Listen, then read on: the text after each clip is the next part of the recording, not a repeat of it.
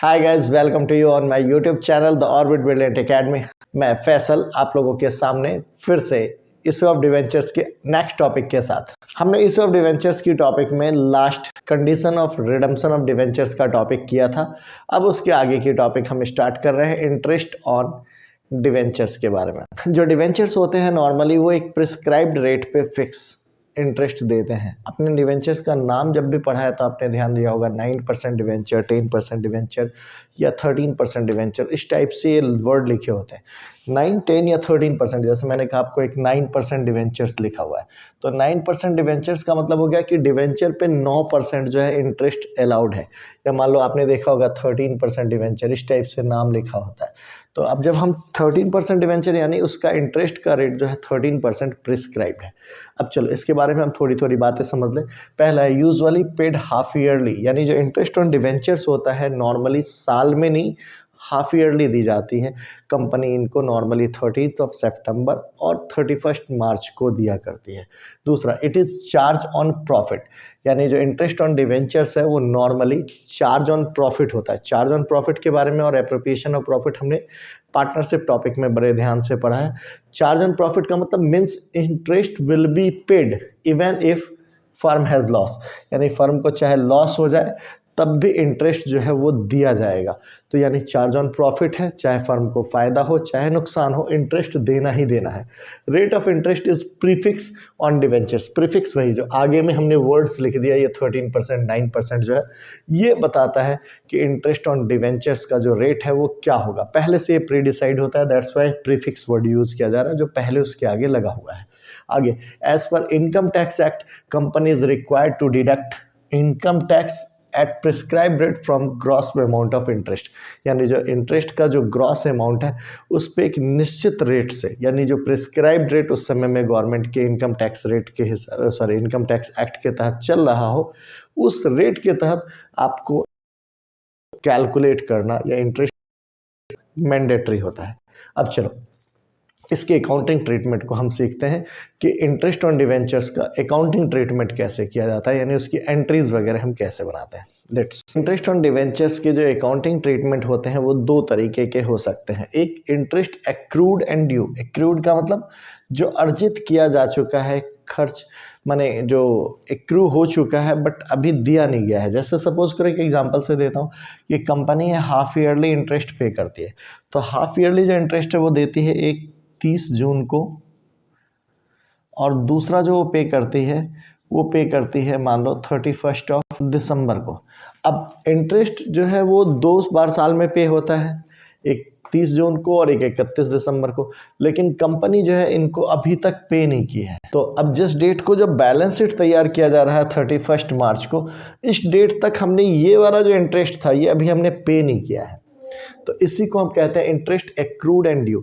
Accrued and due का मतलब यानी कंपनी ने इंटरेस्ट का तो पेमेंट करना था बट कंपनी ने अभी तक उसका पेमेंट दिया नहीं है, तो ये 31 मार्च को जब हम दिखाएंगे तो इसे हम करंट लायबिलिटीज के हेड में इंटरेस्ट एक्रूड एंड ड्यू के नाम से दिखाएंगे। अब दूसरा है interest accrued but not due. Accrued but not due का मतलब क्या होता है कि अब जैसे इसी में सेम केस को आप समझो कि डेट जो है वो हाफ ईयरली ही पे होना है, 30 जून को हम पे कर रहे हैं और 31 दिसंबर को पे करते हैं। ये दो डेट हैं जिसमें हम इंटरेस्ट पे कर रहे हैं, लेकिन अकाउंट हम क्लोज कब कर रहे हैं, 31 मार्च को। तो आप जरा सा इस बीच के डेट को ध्यान रखो, यानी ये जो 3 मंथ्स वाला जो आपका पीरियड है, 3 मंथ्स का पीरियड कौन सा, जो 1 जनवरी से 31 मार्च जो अकाउंट क्लोजिंग का डेट है, इस बीच के जो पीरियड का इंटरेस्ट होता है this is called interest accrued but not due.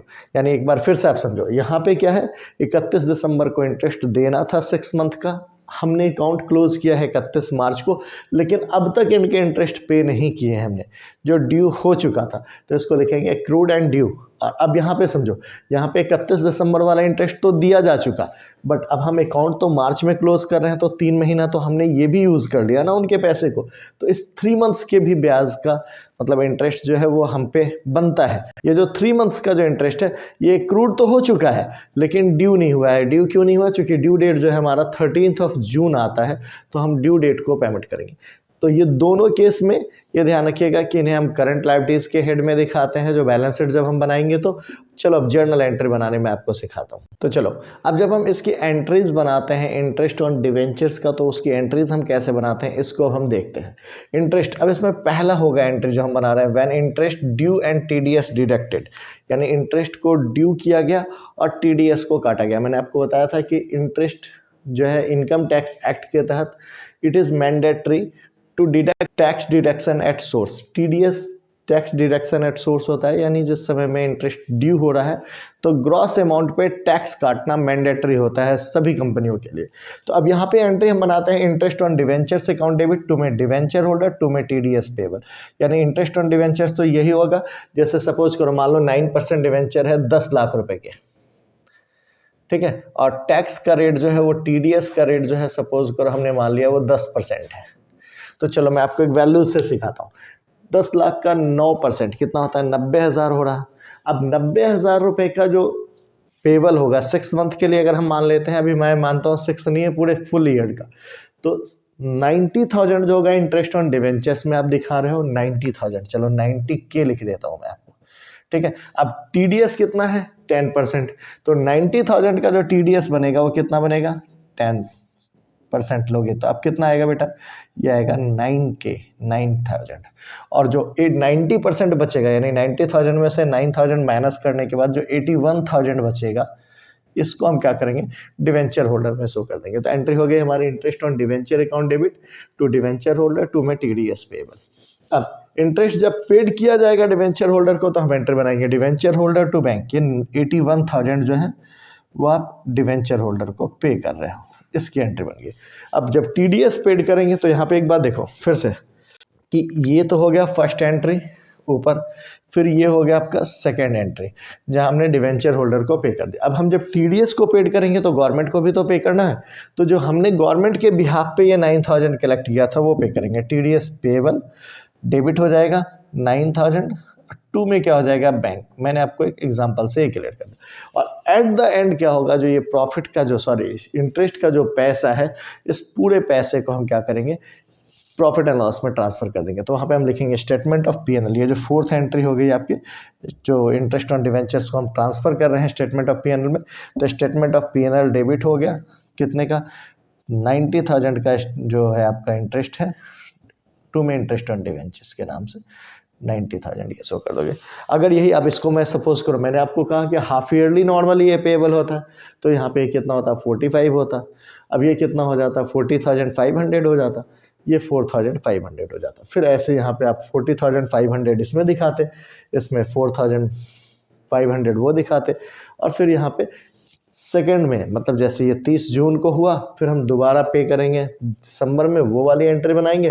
फिर एट द एंड 90,000 जो होगा आपका वो ट्रांसफर होगा। क्योंकि हाफ ईयरली है तो यहाँ 2-3 केस में तो हाफ ईयरली दिखाओगे, लेकिन जो स्टेटमेंट ऑफ पीएनएल में ट्रांसफर होता है वो एनुअल मोड में ही ट्रांसफर किया जाता है। दैट्स वाई हम वैसे करके दिखाएंगे। तो आपको ये एंट्री समझ में आ रही है, इस टाइप का क्वेश्चंस है, आप क्वेश्चंस करके देखिए। कोई डाउट होता है कमेंट सेक्शन में जरूर से अपने डाउट्स को आप इंडिकेट करेंगे, ठीक है। मिलते हैं नेक्स्ट वीडियो में फिर नेक्स्ट टॉपिक के साथ।